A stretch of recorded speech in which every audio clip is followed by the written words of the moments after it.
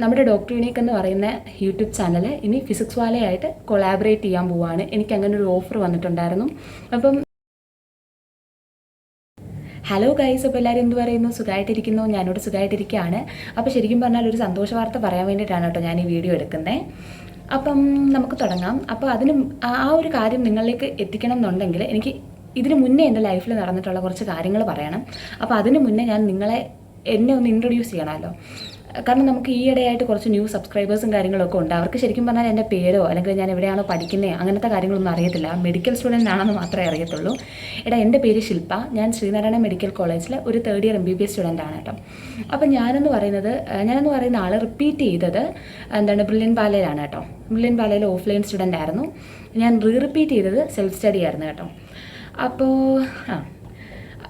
ഞാൻ റിപ്പീറ്റ് ചെയ്ത സമയത്ത് സെൽഫ് സ്റ്റഡി ആയിരുന്നു. ഞാൻ വേറെ ഒരു കോച്ചിങ് ഇൻസ്റ്റിറ്റ്യൂഷനിലും ജോയിൻ ചെയ്തിട്ടും കാര്യങ്ങളൊന്നും ഉണ്ടായിരുന്നില്ല. ഞാൻ എൻ്റെ കയ്യിലുള്ള നോട്ട്സും കാര്യങ്ങളൊക്കെ വെച്ചിട്ടും പിന്നെ യൂട്യൂബിലെ കുറച്ച് ക്ലാസ്സസ് കണ്ടിട്ടുമാണ് പഠിച്ചത്. അപ്പോൾ എനിക്ക് ആ ഒരു കാര്യത്തിൽ എനിക്ക് ഒത്തിരി നന്ദി ഉള്ള ഒരു മനുഷ്യനാണ്. എൻ്റെ സകലമായ വീഡിയോസിൽ ഞാൻ അവിടെ ഇവിടെയൊക്കെ തൊടാതെ ആ ഒരു മനുഷ്യൻ്റെ പേര് പറയുന്നതാണ്. അലക് പാണ്ഡെ എന്ന് പറയും. ഈ വീഡിയോ കാണുന്ന എത്രത്തോളം ആളുകൾക്ക് അദ്ദേഹത്തെ പറ്റി അറിയാമെന്ന് എനിക്കറിയത്തില്ല. ഫിസിക്സ് വാല എന്ന് പറയും. ഹലോ ബെച്ചോ എന്ന് പറഞ്ഞാൽ തന്നെ കുറേ പേർക്ക് അറിയാൻ പറ്റും. അപ്പോൾ സാറിൻ്റെ ക്ലാസ് ആണ് കേട്ടോ ശരിക്കും പറഞ്ഞാൽ എനിക്ക് സെൽഫ് സ്റ്റഡി ചെയ്യുന്ന സമയത്ത് നല്ല രീതിയിലൊരു മോട്ടിവേഷനും കാര്യങ്ങളും ഒക്കെ തന്നുകൊണ്ടിരുന്നത്. അപ്പം ഇപ്പോഴത്തെ പോലെ ബ്രില്യൻ പാലയ്ക്ക് അന്ന് ഓൺലൈനും കാര്യങ്ങളും ഒന്നും ഉണ്ടായിരുന്നില്ല. അപ്പം നമ്മളിങ്ങനെ കോവിഡായിട്ട് വീട്ടിലൊക്കെ വന്നിരിക്കുമായിരുന്നു. ആ ഒരു സമയത്തിന് ശേഷം പിന്നെ നമുക്ക് ആ ഒരു സമയം നമുക്ക് ഓൾറെഡി എക്സാംസും കാര്യങ്ങളൊക്കെ ആയിരുന്നു. പക്ഷേ എൻ്റെ ഒരു പ്രശ്നം എന്ന് വെച്ച് കഴിഞ്ഞാൽ ഞാൻ ഫിസിക്സിൽ അത്യാവശ്യം നല്ല രീതിയിൽ വീക്കായിരുന്നു. മാത്രമല്ല എനിക്ക് ഒരു ബേസും ഉണ്ടായിരുന്നില്ല. എനിക്ക് ഓർഗാനിക് കെമിസ്ട്രി ഒരു ബേസ് ഉണ്ടായിരുന്നില്ല. നോമൻക്ലേച്ചർ കാര്യങ്ങൾ അവിടെ ഇവിടെ ഒന്നും ബേസ് ഉണ്ടായിരുന്നില്ല. അങ്ങനെ ഇരിക്കുന്ന സമയത്താണ് ഞാൻ എൻ്റെ അമ്മയുടെ ഫോണിൽ നിന്നാണ് ആദ്യം ഫിസിക്സ് വാലയുടെ ഒരു ക്ലാസ് കാണുന്നത്. അതെന്ന് പറയുന്നത് ഞാൻ റിപ്പീറ്റ് ചെയ്യുന്ന സമയത്ത് ഞങ്ങൾക്ക് കോവിഡ് കാരണം ഒത്തിരി എക്സാംസ് ഇങ്ങനെ പോസ്റ്റ്പോൺ ചെയ്ത് ഏറ്റവും അവസാനം സെപ്റ്റംബറിലായിരുന്നു നടന്നിട്ടുണ്ടായിരുന്നത്. അപ്പോൾ ഈ ആദ്യത്തെ വട്ടം പോസ്റ്റ്പോൺ ചെയ്യുന്ന ആ ഒരു ഗ്യാപ്പിലാണ് ഞാൻ ഫിസിക്സ് വാലയുടെ ആദ്യമായിട്ടുള്ള ഒരു ക്ലാസ് കാണുന്നത്. എനിക്ക് ഇപ്പോഴും ഓർമ്മയുണ്ട്. ഞാൻ ആദ്യം കാണുന്ന ക്ലാസ് എന്ന് പറയുന്നത് ഫിസിക്സ് വാലയുടെ തെർമൽ പ്രോപ്പർട്ടീസ് ഓഫ് മാറ്റർ എന്ന് പറയുന്ന ക്ലാസ് ആണ്. ശരിക്കും പറഞ്ഞാൽ എനിക്ക് ഭയങ്കരമായിട്ട് ഇഷ്ടപ്പെട്ടു. ഞാൻ ആദ്യത്തെ ഒരു 10 മിനിറ്റ് എന്തോ കണ്ടപ്പോൾ തന്നെ അമ്മയെടുക്കെ പറഞ്ഞമ്മേ ഈ സാറിൻ്റെ ക്ലാസ് എനിക്ക് ഇഷ്ടപ്പെട്ടു. അങ്ങനെ എൻ്റെ അമ്മ KSRTCയിലാണ് കേട്ടോ വർക്ക് ചെയ്യുന്നത്. അമ്മ KSRTCയിലെ കണ്ടക്ടറായിട്ടാണ് വർക്ക് ചെയ്യുന്നത്. അന്നേരം അവർക്ക് 4 ദിവസമാണ് ഡ്യൂട്ടി വരുന്നത്. അപ്പോൾ ഞാൻ അമ്മയുടെ ഫോണിലും കാര്യങ്ങളിലുമാണ് വീഡിയോസ് കണ്ടുകൊണ്ടിരിക്കുന്നത്. അപ്പോഴത്തേക്കെന്ന് വെച്ച് കഴിഞ്ഞാൽ അമ്മ ഡ്യൂട്ടിക്ക് പോകുന്ന ദിവസമൊന്നും എനിക്കിങ്ങനെ ഫോണിനകത്ത് വീഡിയോസൊന്നും കാര്യമൊന്നും കാണാൻ പറ്റത്തില്ല. കാരണം ആ ഒരു സമയത്തെന്ന് വെച്ച് കഴിഞ്ഞാൽ എൻ്റെ കയ്യിൽ കുറേ ഇക്വേഷൻസും കാര്യങ്ങളും ഉണ്ടെന്നല്ലാതെ എനിക്ക് യാതൊരുവിധ ബേസും ഉണ്ടായിരുന്നില്ല. നമുക്ക് ബേസിൽ ഒരു നല്ലൊരു ബേസ് ഇല്ലാത്ത ക്വസ്റ്റ്യൻസ് ചെയ്യാൻ പറ്റത്തില്ല എന്നുള്ളതിനൊരു വലിയ ഉദാഹരണം തന്നെയായിരുന്നു ആ സമയത്തെ എൻ്റെ ഒരു മാർക്കും കാര്യങ്ങളുമൊക്കെ. അപ്പോൾ ഇങ്ങനെ എനിക്ക് കുറേ ഇക്വേഷൻസും കാര്യങ്ങളൊക്കെ അറിയാം, പക്ഷേ ഇതെങ്ങനെ ചെയ്യണം ആ ഒരു രീതിയിൽ അറിയത്തില്ലായിരുന്നു. അപ്പോൾ അങ്ങനെ ഞാനിങ്ങനെ അമ്മയുടെ ഫോണൊക്കെ മേടിച്ച് വെച്ച് ഇങ്ങനെ കാണുമായിരുന്നു. അപ്പോൾ എനിക്ക് വേണ്ടിയിട്ട് അങ്ങനെ ഈ ക്ലാസ് കാണാൻ വേണ്ടിയിട്ട് മാത്രമായിട്ട് എനിക്കൊരു വൈഫൈ കണക്ഷൻ എടുത്തു. പിന്നെ എനിക്കൊരു ലാപ്ടോപ്പ് മേടിച്ച് തന്നു. അങ്ങനെ ഞാൻ ശരിക്കും പറഞ്ഞാൽ സാറിൻ്റെ ഫുൾ ടൈം സാറിൻ്റെ വീഡിയോസും കാര്യങ്ങളും കണ്ട് എൻ്റെ രീതിയിൽ നോട്ട്സും കാര്യങ്ങളൊക്കെ ഉണ്ടാക്കി. പക്ഷേ ആ ഒരു സമയം എൻ്റെ റിപ്പീറ്റ് ചെയ്യുന്ന സമയം എന്ന് വെച്ച് കഴിഞ്ഞാൽ അതങ്ങ് ടുവേർഡ്സ് ദി എൻഡ് ആയിട്ടുണ്ടായിരുന്നു. കാരണം അവസാനമൊക്കെ ആകാറായപ്പോഴത്തേക്കാണ് ഞാൻ സാറിൻ്റെ വീഡിയോസും കാര്യങ്ങളൊക്കെ കാണുന്നത്. കാരണം അതുകൊണ്ട് എനിക്ക് എത്തിപ്പെടാൻ പറ്റുന്നതിനും കുറച്ച് ലിമിറ്റ്സും കാര്യങ്ങളൊക്കെ ഉണ്ടായിരുന്നു. അങ്ങനെ എനിക്ക് നല്ല രീതിയിൽ മാർക്ക് കുറവായിരുന്നു. അപ്പം നമ്മൾ MBBS എന്ന് പറയുന്ന ആ ഒരു ലക്ഷ്യമൊക്കെ ഉപേക്ഷിച്ചിട്ട് ഞാൻ പോയി BSc കെമിസ്ട്രിക്ക് ജോയിൻ ചെയ്യുകയാണ് ചെയ്തത്.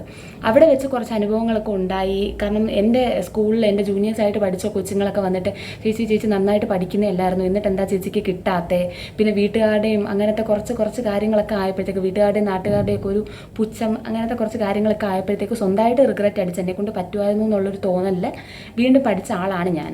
അപ്പോൾ ആ ഒരു സമയത്തായിക്കോട്ടെ എനിക്ക് ശരിക്കും പറഞ്ഞാൽ എനിക്ക് ഭയങ്കരമായിട്ട് ആ ഒരു എന്നെക്കൊണ്ട് പറ്റും, അല്ലെങ്കിൽ ഇത് ഇത്രയും ബേസ് ഉണ്ടാക്കി കഴിഞ്ഞാൽ എന്നെക്കൊണ്ട് പറ്റും എന്നുള്ള ആ ഒരു തോന്നൽ എനിക്ക് ഉണ്ടാക്കിയെടുത്തത് ശരിക്കും പറഞ്ഞാൽ ഫിസിക്സ് വാല എന്ന് പറയുന്ന ഒരു സാറാണ്. എനിക്ക് സാറിനോടെന്ന് വെച്ച് കഴിഞ്ഞാൽ അത്രയ്ക്ക് ആത്മബന്ധമാണ്. എനിക്ക് എപ്പോഴെങ്കിലും നേരിട്ട് കാണണം എന്നൊക്കെ ഭയങ്കര ആഗ്രഹമുള്ളൊരു മനുഷ്യനായിരുന്നു. നേരിട്ട് ചുമ്മാ ഒന്ന് കണ്ടാൽ മതി, അത്രത്തോളം ആഗ്രഹമുള്ളൊരു മനുഷ്യനായിരുന്നു. അപ്പോൾ ഞാനിത് പറയാനുള്ള കാരണം എന്ന് വെച്ച് കഴിഞ്ഞാൽ നമ്മുടെ ഡോക്ടർ യൂണീക്ക് എന്ന് പറയുന്ന യൂട്യൂബ് ചാനൽ ഇനി ഫിസിക്സ് വാലയായിട്ട് കൊളാബറേറ്റ് ചെയ്യാൻ പോവുകയാണ്. എനിക്ക് അങ്ങനെ ഒരു ഓഫർ വന്നിട്ടുണ്ടായിരുന്നു. അപ്പം എനിക്കത് ഭയങ്കര സന്തോഷമാണ്. ശരിക്കും പറഞ്ഞാൽ ഞാൻ ആ ഒരു രീതിയിലൊന്നും പ്രതീക്ഷിച്ചതേ അല്ല. ഒരിക്കലെങ്കിലും കാണണമെന്ന് ഞാൻ ആഗ്രഹിച്ചിരുന്ന ഒരു മനുഷ്യൻ്റെ ഇടയ്ക്ക് നിന്ന് അദ്ദേഹത്തിൻ്റെ കൂടെ വർക്ക് ചെയ്യാൻ, അല്ലെങ്കിൽ അദ്ദേഹത്തിൻ്റെ ആ ഒരു ഫിസിക്സ് വാല എന്ന് പറയുന്ന ആ ഒരു സംഭവത്തിൻ്റെ പാർട്ടാവാൻ പറ്റിയതിൽ എനിക്ക് ഭയങ്കര സന്തോഷമുണ്ട്. എനിക്ക് എത്രത്തോളം റെസ്പെക്റ്റും കാര്യങ്ങളൊക്കെയാണ് ഞാൻ ആ തെർമൽ പ്രോപ്പർട്ടീസ് ഓഫ് മാറ്റർ എന്ന് പറയുന്ന ആ ഒരു വീഡിയോസൊക്കെ കാണാൻ തുടങ്ങിയ ആ ഒരു ചാനലിൻ്റെ എല്ലാ കമൻറ്റ് സെക്ഷനിലും എന്ന് പറയുന്നത് എന്താണ്, സാറിനെ എഡ്യൂക്കേഷൻ മിനിസ്റ്റർ ആക്കണം, സാറിനെ അങ്ങനെ ആക്കണം, സാറിനെ പ്രൈം മിനിസ്റ്റർ ആക്കണം, അങ്ങനത്തെ രീതിയിലുള്ള കമൻസും കാര്യങ്ങളൊക്കെയാണ്. ഞാൻ സാറിൻ്റെ വീഡിയോസ് കാണാൻ തുടങ്ങിയ സമയത്ത് സാറിന് കഷ്ടിച്ച് 1 മില്യൺ ആവുന്നതേ ഉള്ളൂ. ഇപ്പോൾ സാറിൻ്റെ സബ്സ്ക്രൈബർ കൗണ്ട് ഞാൻ സൈഡിൽ കാണിക്കാം. ഇത്രത്തോളം ആ മനുഷ്യൻ വളർന്നിട്ടുണ്ടെങ്കിൽ അത് നമ്മളെപ്പോലുള്ള അത്രത്തോളം കുട്ടികളുടെ സ്നേഹം കൊണ്ട് മാത്രമാണ്. അപ്പോൾ ആ ഒരു എങ്ങനെയാണ് പറയേണ്ടത്, ഇത്രയും എന്താണ്, ഏതൊരു കോച്ചിങ് ഇൻസ്റ്റിറ്റ്യൂഷൻ ആയിക്കോട്ടെ 2 ലക്ഷത്തിൽ കുറഞ്ഞൊരു ഫീസും കാര്യങ്ങളൊന്നുമില്ല. ആ ഒരു രീതിയിൽ ഇത്രയും കുറഞ്ഞ ഫീസിൽ ഇത്രയും നല്ല ക്വാളിറ്റി ഓഫ് എഡ്യൂക്കേഷൻ നൽകുന്ന ആ ഒരു മനുഷ്യനെ നമ്മൾ എന്ത് പറയണം? ശരിക്കും പറഞ്ഞാൽ ഇവിടെയുള്ള നിങ്ങൾക്കൊക്കെ എത്രത്തോളം സാറിനെ അറിയാൻ പറ്റും എന്ന് എനിക്കറിയത്തില്ല. ഞാൻ ആ ഒരു പഠിക്കുന്ന സമയത്തെന്ന് പറയുമ്പോഴത്തേക്ക് യൂട്യൂബിൽ ഭൂരിഭാഗം വീഡിയോസും അത് ഈ സൈലവും കാര്യങ്ങളൊന്നും ഇല്ല. അന്നേരം യൂട്യൂബിൽ ഭൂരിഭാഗം വീഡിയോസും ഫിസിക്സ് വാലയുടെയും പിന്നെ വേറെ കുറേ ടീച്ചേഴ്സിൻ്റെയൊക്കെ ആയിരുന്നു. അപ്പോൾ ആ ഒരു സമയത്ത് യൂട്യൂബിൽ ഉണ്ടായിരുന്ന ഒരു കെമിസ്ട്രി ടീച്ചറായിരുന്നു അരവിന്ദ് അറോറ. നിങ്ങൾക്ക് അറിയാവോ എന്ന് എനിക്കറിയത്തില്ല. സാറിന് ഇതുപോലെ ഒരു അൺഅക്കാഡമിയുടെ ഓഫർ വന്നിട്ട് സാറ് അങ്ങോട്ട് പോവുകയാണ് ചെയ്തത്. പക്ഷേ സാറ് ചെയ്തതെന്ന് വെച്ച് കഴിഞ്ഞാൽ യൂട്യൂബിൽ അദ്ദേഹം അപ്ലോഡ് ചെയ്തിട്ടുള്ള സകലമാന വീഡിയോസ് അദ്ദേഹം ഡിലീറ്റ് ചെയ്തിട്ടാണ് അൺഅക്കാഡമിയിൽ പോയി ജോയിൻ ചെയ്യുന്നത്. അതേസമയം ഫിസിക്സ് വാല എന്ന് പറയുന്ന ആ ഒരു മനുഷ്യൻ അങ്ങനെ ഇപ്പോൾ സ്വന്തമായിട്ട് ഒരു സബ്സ്ക്രിപ്ഷൻ, അതായത് ഒരു 5K ഒരു ലെവൽ, ആ ഒരു 5K റേറ്റിൽ ഇപ്പം എന്താണ് ആദ്യം സാറ് സ്റ്റാർട്ട് ചെയ്തത് എനിക്ക് ഇപ്പോഴും ഓർമ്മയുണ്ട്. 1000 rupees 999 ആയിരുന്നു സാർ ആദ്യമായിട്ട് ഇത് സ്റ്റാർട്ട് ചെയ്യുന്നത്. അതായത് ഒരു വർഷം repeater program at the rate of 1000 ആയിരുന്നു സാറ് പ്രൊവൈഡ് ചെയ്തിട്ടുണ്ടായിരുന്നത്. അപ്പോൾ എന്ന് വെച്ച് കഴിഞ്ഞാൽ സാറിന് അത്രയും പിള്ളേരുടെ സപ്പോർട്ടുണ്ട്. സാറിന് ആ ഒരു ഫീസ് എന്ന് വെച്ച് കഴിഞ്ഞാൽ ശരിക്കും പറഞ്ഞാൽ ഇന്നത്തെ ബ്രില്യൻ പാരയോ സൈലോ ഒക്കെ ഉണ്ടാക്കുന്നതിൻ്റെ 10 ഇരട്ടി ഫീസ് ചിലപ്പോൾ സാറിന് കിട്ടിയിട്ടുണ്ടാവും. എന്നിട്ട് പോലും, അതായത് ഇപ്പോൾ സ്വന്തമായിട്ട് നമ്മൾ വേറൊരു സംഭവം തുടങ്ങിയിട്ട് പോലും സാർ ആ പഴയ വീഡിയോസും കാര്യങ്ങളൊന്നും യൂട്യൂബിൽ ഡിലീറ്റ് ഒന്നും ചെയ്തിട്ടില്ല. ആ ഒരു കാര്യത്തിൽ എനിക്ക് സാറിനോട് ഭയങ്കര റെസ്പെക്റ്റ് ഉണ്ട്. ഇപ്പോൾ ആ ഒരു പൈസ കൊടുക്കാൻ താല്പര്യമില്ലാത്ത പിള്ളേർക്ക്, അല്ലെങ്കിൽ അതുപോലും അഫോർഡ് ചെയ്യാൻ പറ്റാത്ത പിള്ളേർക്ക് ഇപ്പോഴും എന്താണ് യൂട്യൂബിൽ സാറിൻ്റെ പഴയ വീഡിയോസൊക്കെ അവൈലബിൾ ആണ്. അപ്പോൾ എനിക്ക് ആ ഒരു സമയം മുതൽ ഈ മനുഷ്യനോട് എന്തെന്നില്ലാത്തൊരു സ്നേഹവും റെസ്പെക്റ്റും ഒക്കെയാണ്. എൻ്റെ പേരൻസിനൊക്കെ അത് ശരിക്കും പറഞ്ഞാൽ അറിയാൻ പറ്റും. ഞാൻ ഈ ഒരു കാര്യം എൻ്റെ അമ്മയോട് വിളിച്ച് പറഞ്ഞപ്പോഴത്തേക്കൊക്കെ അമ്മയുടെ ഷാലുവിൻ്റെയൊക്കെ ആ ഒരു സന്തോഷം എന്ന് വെച്ച് കഴിഞ്ഞാൽ ആ ഒരു ലെവലാണ്. കാരണം ആ മനുഷ്യനെ ഞാൻ എത്രത്തോളം സ്നേഹിക്കുന്നു എന്ന് അവർക്കാണ് അറിയുന്നത്. ശരിക്കും പറഞ്ഞാൽ ഞാൻ ആ മനുഷ്യനെ യൂസ് ചെയ്ത പോലെ ഷാലുവിന് അത് പറ്റിയിട്ടുണ്ടായിരുന്നില്ല. കാരണം ആൾക്ക് ഹിന്ദി അത്ര ഇതായിട്ടില്ല. എനിക്ക് ഹിന്ദി സംസാരിക്കാനോ കാര്യങ്ങളോ ഒന്നും അറിയത്തില്ല, പക്ഷെ എനിക്ക് കേട്ടാലും നന്നായിട്ട് മനസ്സിലാവും. മാത്രമല്ല ഏതൊരാൾക്കും പിക്കപ്പ് ചെയ്യാൻ പറ്റുന്ന രീതിയിലായിരുന്നു സാറിൻ്റെ ക്ലാസ്സും കാര്യങ്ങളൊക്കെ ഉണ്ടായിരുന്നത്.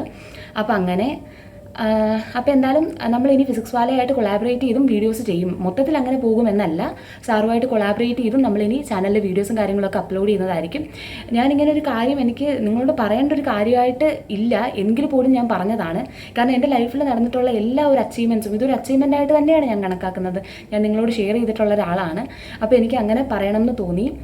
ഇത് പറഞ്ഞപ്പോഴാണ് ഇന്നലെ ഒരു ഇൻസിഡൻറ്റ് ഉണ്ടായിട്ടുണ്ടായിരുന്നു കേട്ടോ. ഞാനിങ്ങനെ കഫറ്റീരിയയിൽ നിൽക്കുമായിരുന്നു, ഹോസ്പിറ്റലിൻ്റെ കഫറ്റീരിയയിൽ നിൽക്കുമായിരുന്നു. അപ്പോൾ ഒരു നഴ്സിംഗ് സ്റ്റാഫ് വന്നിട്ട് എൻ്റെ അടുക്ക ചോദിക്കുക യൂണിക്കോൺ അല്ലേ എന്ന്. ഞാൻ ഈ യൂണിക്കോണോ അങ്ങനെ ഞെട്ടി കേട്ടോ. അന്നത്തേക്ക് എനിക്ക് അന്നേരം ഒരു യൂണിക്കോൺ എന്ന് കേട്ടപ്പോൾ എനിക്ക് എന്തോ പോലെ. ഞാൻ ഒന്നാമത്തെ കാര്യം എന്താണ് കോൺടാക്ട് ലെൻസ് വെച്ചിട്ടുണ്ടായിരുന്നില്ല കേട്ടോ. അന്നേരം ഞാനൊരു സാധനം മേടിക്കാൻ വേണ്ടിയിട്ട് പോയേക്കായിരുന്നു.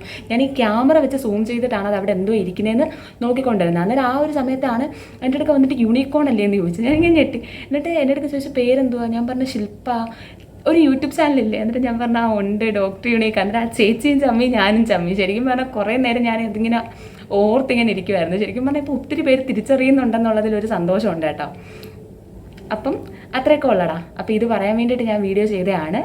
ശരിക്കും പറഞ്ഞാൽ ഒത്തിരി സന്തോഷമായി. സാറിൻ്റെ ഒരു എന്ന് വെച്ച് കഴിഞ്ഞാൽ സാറ് കേരളത്തിലോട്ടും കൂടെ വരണം കേട്ടോ. എന്നുവെച്ചാൽ അത്ര നല്ല ക്വാളിറ്റി ഓഫ് സംഭവങ്ങളൊക്കെയാണ്, ക്വാളിറ്റി ഓഫ് എഡ്യൂക്കേഷനാണ്, അത്ര നല്ല ടീച്ചേഴ്സും കാര്യങ്ങളൊക്കെയാണ്.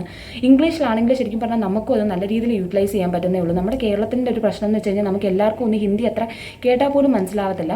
അപ്പോൾ സാറിന് ഇപ്പോൾ ഇംഗ്ലീഷിലും മറ്റും ക്ലാസ്സസ് ഒക്കെ ഉണ്ട്. അപ്പോൾ സാറ് വരട്ടടാ, നമ്മുടെ ഈ ഒരു സിസ്റ്റം അങ്ങോട്ട് മാറട്ടെ, ഈ ലക്ഷങ്ങൾ എറിഞ്ഞുള്ള പഠിത്തമൊക്കെ അങ്ങോട്ട് തീരട്ടെ, വരട്ടെ സാറ്. അപ്പോൾ അതിന് ഞാനും കട്ട സപ്പോർട്ടാണ്.